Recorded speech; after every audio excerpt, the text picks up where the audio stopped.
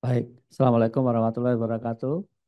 Eh, yang kami hormati Bapak Deka, tentu yang luar biasa dan selamat atas profesornya. Tepuk tangan untuk Pak Dekan kita. Eh, dan juga panelis kita yang datang dari jauh, serta Pak Ahmad Hidayat, ya saya lihat di online, dan dan Dr. Ferry Ardian, serta Mas Perwati yang barusan, dan tentu Pak Lutfan dan Mas Gugu dan semuanya saja. Ini kami didampingi Bu Dwi yang istilahnya kalau di pemerintahan itu ada gubernur, beliau gubernur tapi dua provinsi, Jawa Tengah dan DIY gitu. Dan teman kita eh, yang bertanggung jawab di Sleman itu Dr. Nandar. Baik, ini eh, Pak Ahmad Hidayat yang mewakili dari dari apa namanya Satu Sehat di Kementerian Kesehatan, dan tadi sudah oke, kita bahasa Inggris atau bahasa Indonesia? Bisa bahasa Indonesia karena ada interpreter juga. Oh ya, oke, kalau gitu bahasa Indonesia saja. Eh, Jadi ada slide-nya tadi kok udah pergi. Slide-nya bisa tolong panitia? Ya. Baik, jadi sebetulnya BPJS itu memang benar apa yang sampaikan Pak Gugu tadi, digital e-health itu menjadi satu eh, enabler dan accelerator yang luar biasa mempercepat itu, sehingga sistem kita tadi yang diceritakan Mas Perwati tadi, apa yang terjadi di Inggris dan juga di Satu Sehat itu, di BPJS itu memang sudah dilaksanakan gitu di banyak hal. Berikutnya, jadi tadi yang ya apa itu jatuh. Baik, berikutnya slide. Nah, ini saya kira nggak perlu kita jelaskan Indonesia at glance, ya. Karena kita memang terdiri dari 17.000 kilo, 17.000 pulau dan lainnya. Berikutnya, iya, ini penduduk kita itu 277 juta. Terus sekarang pesertaannya kalau dulu 140, pokoknya udah tak apalkan 265 jadi 266. Dan kita sudah payment point channel, ya, itu ada OVO, ada ini segala macam itu udah hampir 1 juta. Kalau saya ngomong 10 aja sulit, Pak. Bayar pakai Indomaret, pakai OVO, pakai GoPay, pakai eh, Bangga. Ini baru 4 ini. Itu nyebut 10 sulit. Ini sekarang sudah hampir 1 juta, 960.000 lebih channel pembayaran. Dan keuangan sendiri bingung lah. Kalau dulu namanya collection rate, ya, itu nggak pernah sampai 65%. Sekarang ini 90% lebih. Jadi pada heran ya. Kalau di Inggris ini, yang dari Inggris ada nggak? Kemarin dijemput saya ketemu. Tuan Lee from the Middlesex University. Oh ya, from Middlesex University. Middlesex. So in UK, for example, there is no collection of the premium because they just cut from the tax because tax-based system. In Indonesia, we have to collect the premium, and the collection rate now is more than 90%. When I was in UK, just gave a lecture in Oxford, then one of the prominent person in that Oxford is the parliamentary member, and she asked me, well, so you can collect the money from the population? Yes, now is the collection rate more than 90%. Whoa, so you should now work in UK, and I hope that your payment, your salary is more than you work in Indonesia. He said, let's see. And no, I said, so it's better to work in Indonesia. Oke, lanjut ya. Because there is no collection rate, Pak. Di sana enggak ada itu. Karena jangan kayak PBI di Indonesia tuh, Pak. Kalau PBI pun kita harus koordinasi pemerintah pusat dan pemerintah daerah. Nah, kalau di Prancis itu, Pak, menelannya 70 juta. Pekerjanya 85.000. Di BPJS ya melayaninya 270 juta, pekerjanya 8.500. Kalau di sana 85.000, BPJS ini temannya Bu Dwi ini 8.500 yang jadi saya waktu masuk itu FTA full time equivalent 1,2, sekarang akhirnya di perjalanan kita dorong terus 1,5, sekarang sudah 1,8. Artinya seperti Pak Nandar ini, satu orang kerjanya hampir sama dengan 2 orang, tapi gajinya 1 orang. Berikutnya, tapi tahun ini kita dapat kenaikan akhirnya.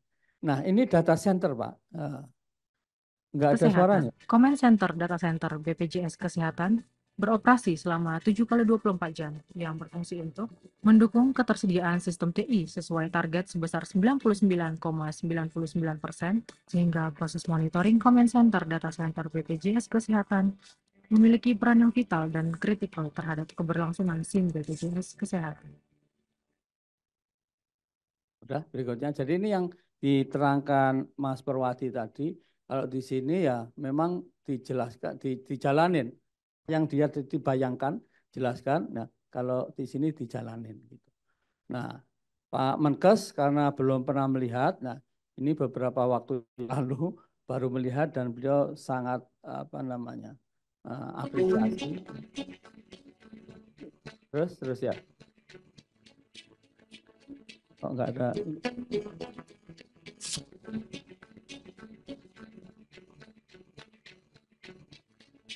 Suaranya makin ya.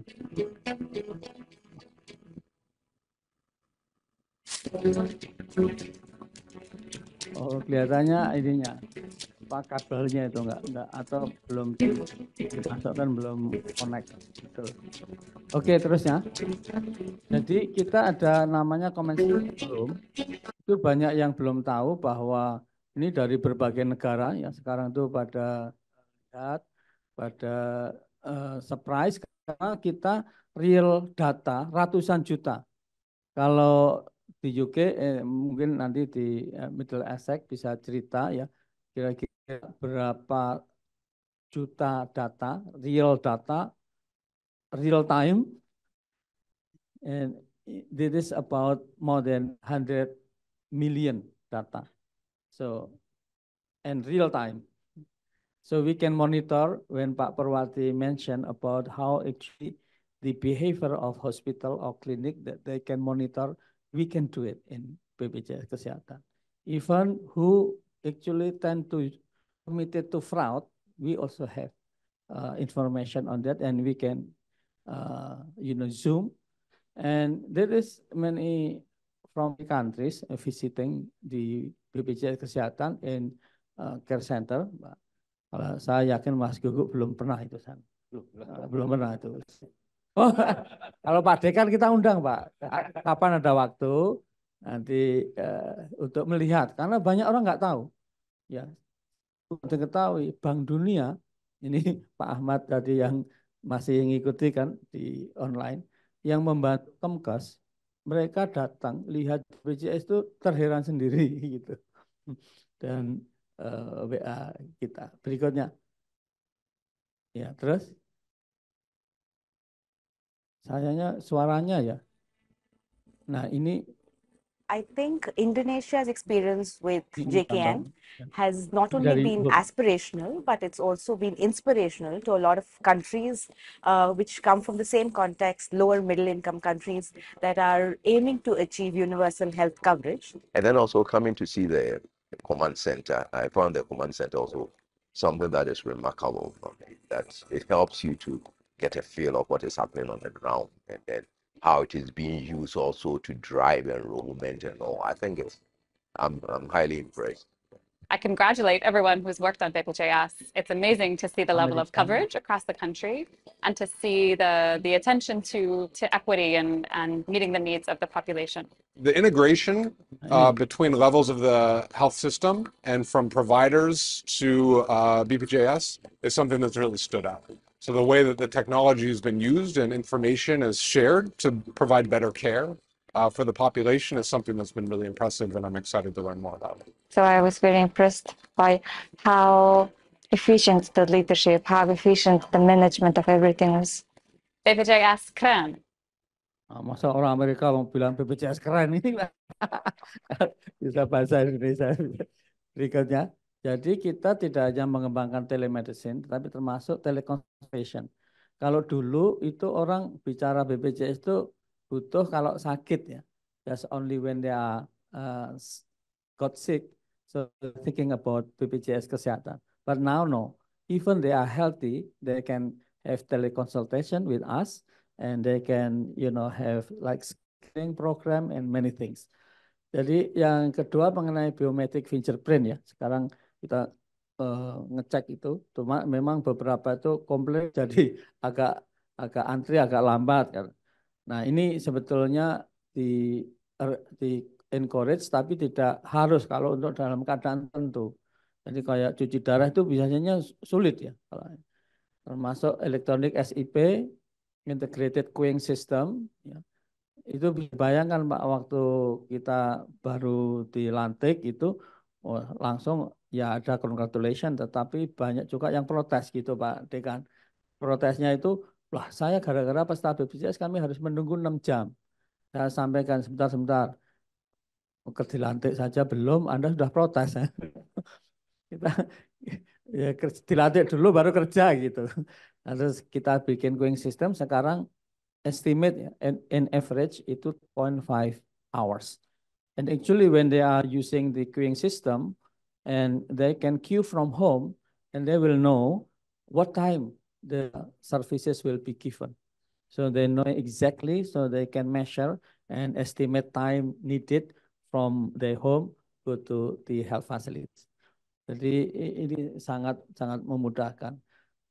Bed availability, surgery schedule, just to ask you whether it is correct or not. When we read in UK, and now some of the health manpower are striking.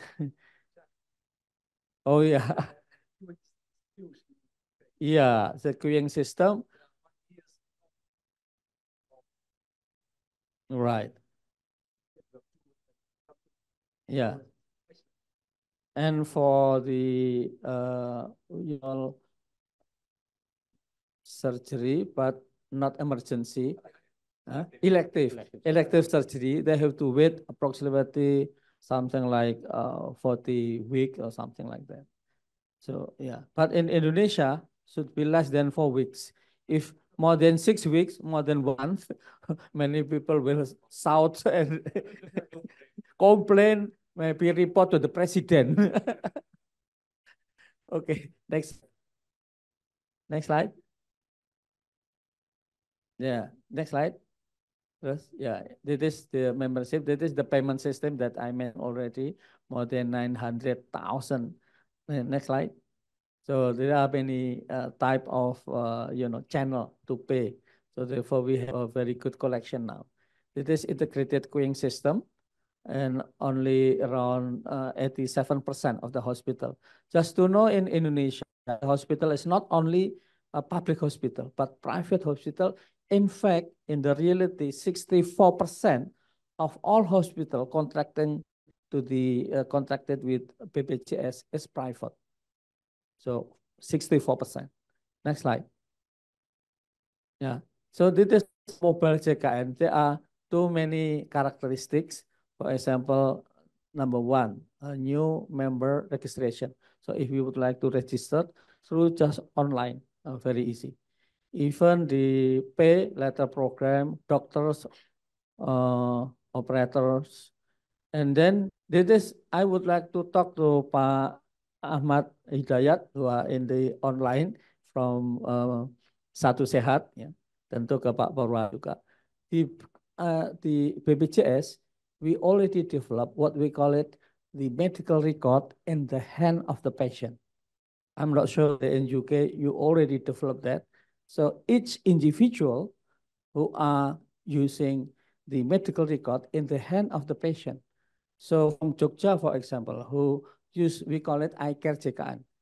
So if they, in Jogja, then they move or maybe just have traveled to Jakarta and got sick, go to the hospital, And because we consider that the information is belong to the patient, and if patient then have some concern to the doctors or hospital in Jakarta, then the doctor will know what type of diseases, what type of diagnosis, health facilities, medicine, and allergic of the drug, certain drug, they know. So I'm not sure in UK you already developed, for the whole country. Yeah, so that is very good then. Yeah, but in US it is not the whole country, but only, for example, like in Mayo Clinic and University of Washington, like in the university, but outside university, not over there. But BPJS are now doing and already implementing. Next slide, please. Ya, ini e-health record on mobile JKN. Berikutnya. Yeah. So now we have a quality transformation. And this quality transformation, because previously, if the member of JKN, and they know this member of JKN, then from the hospital will say, okay, the bed is full, so no rooms for you. And if you are hospitalized, maximum days you have to go home, something like that. That is previously, but now we have quality transformation, service quality or service quality transformation with only 3 indicators: more convenient, fast, and equity, or non-discrimination. Of course, when we are talking about the quality according to Donabedian concept, or maybe Edward Deming, or many things, too complicated, but in Indonesia it's just 3 for BPJS: convenient, fast, and equity. Next slide. Convenient meaning, so now we don't need photocopy. Just use national identity number atau KTP. It is enough. Just go to every hospital who contacted, and almost all hospital now is contracted with BPJS, but not yet all, but almost all. Next slide. Yeah. So that is the JKN healthcare ecosystem. So JKN integrated care. So we have with the ecosystem, with members, then with the money, and also with health facilities, we call it HAFIS atau HFIS, Health Facility Information System. Dan kita sudah mengembangkan namanya semacam ini Pak Dekan. Jadi kalau investor mau mengembangkan, dia tahu kita kerja dengan LAPAN, dia mau invest itu di mana gitu. Nah ini kalau tadi yang satu sehat orang belum tahu, BPJS lebih banyak lagi yang belum tahu. Itu lebih banyak daripada satu sehat, karena satu sehat kan suaranya lebih dan lebih didengar ya. Tapi kalau BPJS ini kurang ya, lebih banyak yang tidak tahu. Dan kita sudah mengembangkan itu. So if investor would like to invest in which location should be recommended, so we have that type of map. So we are developing that. Next slide. So ini provider contract ya, health facilities, planning contract, ada planning, monitoring. Ini for example in Bandung, one of the hospital, if the patient of BPJS come, so they will cater this patient and give services to the patient in the what you call it, in the basement without air condition, and the same area with parking area. So you can imagine very hot. And I said to our staff, so please remind the hospital within 2 months, you should improve and not discriminate BPJS patient. What happened after 2 months? Everything is very good. And I came to that hospital and interviewed the patient. The patient are very happy, satisfied, and also the managers. So within 2 months.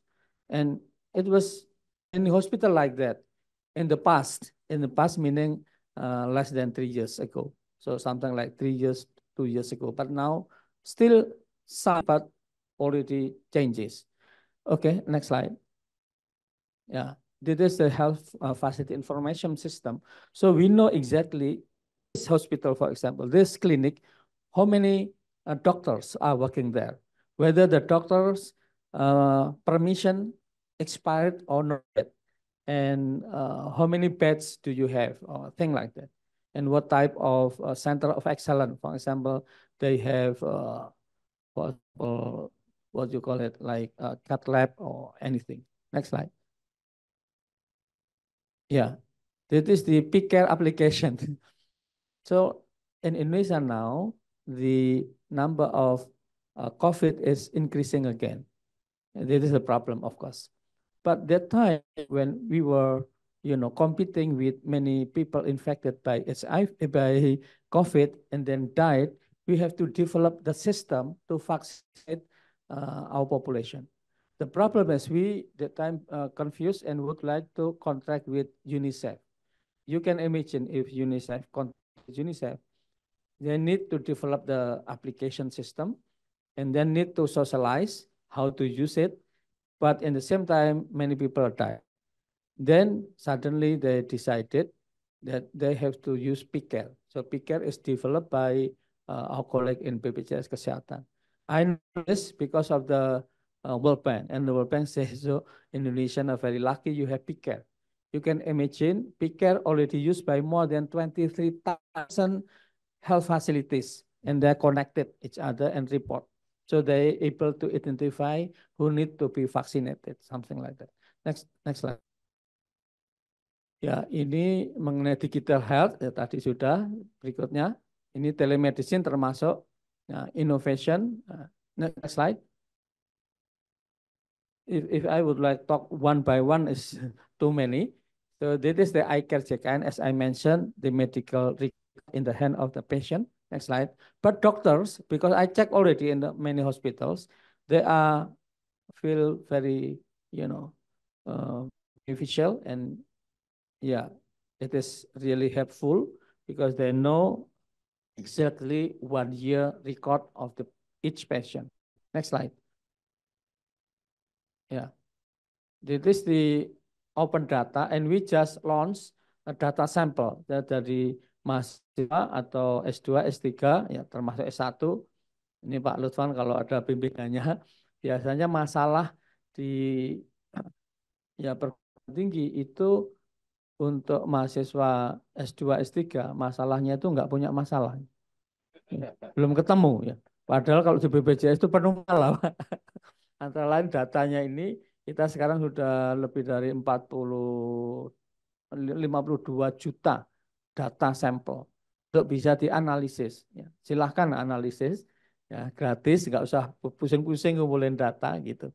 Berikutnya, ya, ini caranya nih untuk data sampel. Nah, ini overview data sampel sudah tadi saya bilang tuh sudah bahkan tidak hanya 42, 57 tapi 82.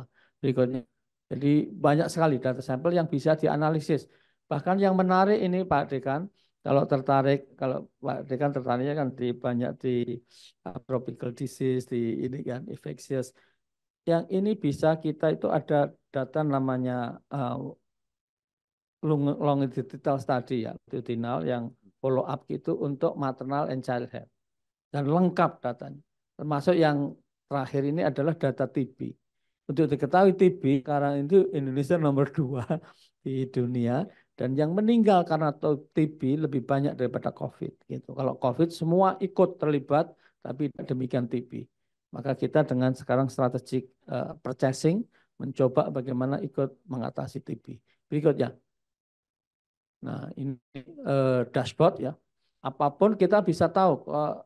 Umpamanya the district, if from district we will know how many people already registered and what type of diseases frequently appear in that district.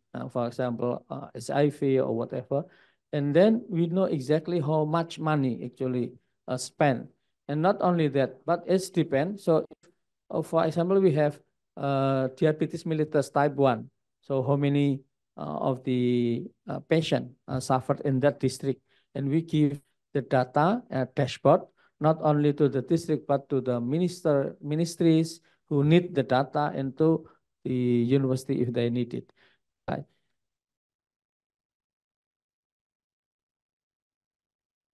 Ya, terus award ini recognition ini terlalu banyak. Ini baru kemarin kami terima dari Wapres ya berikutnya. Tapi hampir tiap dua ini yang menarik yang ISA. Ya, ISA is International Society Association, and nggak ada suaranya ya. Yes, and now the winner can be announced. So I would like once again to congratulate all member institutions who took part in the competition. It was impressive to see the range and scope of the submissions. The one award we have not yet announced is, of course, the overall winner. So from 168 entries in the jury had to select one that was outstanding and deserved to be awarded as the winner of the competition. So it is my great pleasure to announce the winner of the ISA Good Practice Award for Asia and the Pacific for 2021. The winner is the Social Security Administering Body for Health, BPJS Kesehatan, Indonesia, for its National Health Security Program. Ya, ini Good Practice ya, Good Practice Award, kompetisi untuk se-Asia Pasifik yang diberikan tahun lalu, 2022, for the performance of 2021. Nah, BPJS dianggap terbaik se-Asia Pasifik gitu. Berikutnya, nah, terus jangan yang tadi. Oh ya, thank you. Terima kasih yang tak tunggu-tunggu akhirnya. So actually in Indonesia, one more. People usually from abroad or maybe from WHO from cannot differentiate between BPJS or JKN program and the task responsibility of Minister of Health, meaning that about the infrastructure, then process and outcome of health, and the BPJS. So they cannot differentiate. So that is usually we lack of the infrastructure. This number of specialists, number of health personnel, things like that. And of course, also the outcome of the process of health. So in fact, when we are talking about supply side, this is the responsibility of the Ministry of Health. When we are talking about demand side, this is responsibility, not all, only personal health, responsibility of BPJS Kesehatan. For the public health, this is responsibility in the central level, Ministry of Health, but in the local government, responsibility of the usually district office, something like that. So these people are always mixed up. They cannot differentiate. So if it is not good, it is BPJS Kesehatan. And outside. Okay, then I think, thank you, Thank you very Teguh. much.